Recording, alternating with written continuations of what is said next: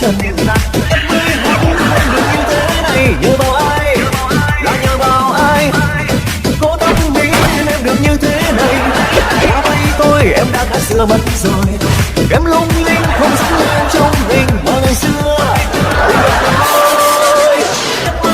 Rồi em lại bờ môi tạo thêm đường cong cho em đã tốt linh linh rồi.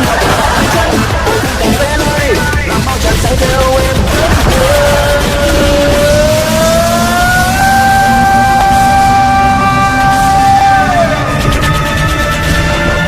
Em thật tuyệt vời.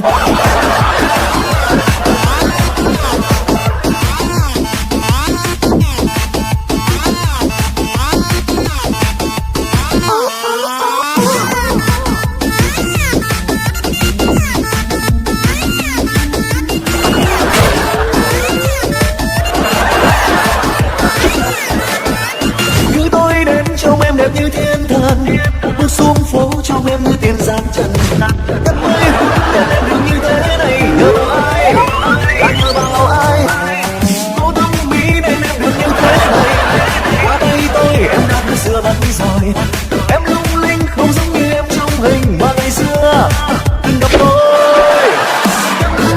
Rồi em lại bơm môi tạo thêm đường cong cho em eo thon lung linh rồi tóc trắng tạo thêm cảm giác bao chàng trai theo em ngất ngây.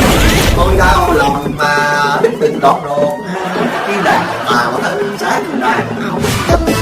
Rồi em lại bơm môi tạo thêm đường cong cho em eo thon lung linh rồi tóc trắng tạo thêm cảm giác bao chàng trai theo em ngất ngây. Rồi em lại bơm môi tạo thêm đường cong cho em eo thon lung linh rồi tóc trắng tạo thêm cảm giác bao chàng trai theo em ngất ngây.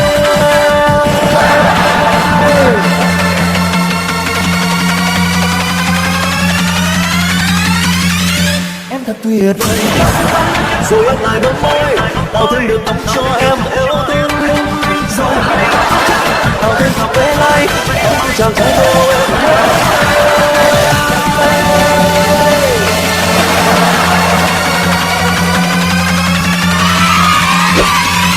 Em thật tuyệt vời.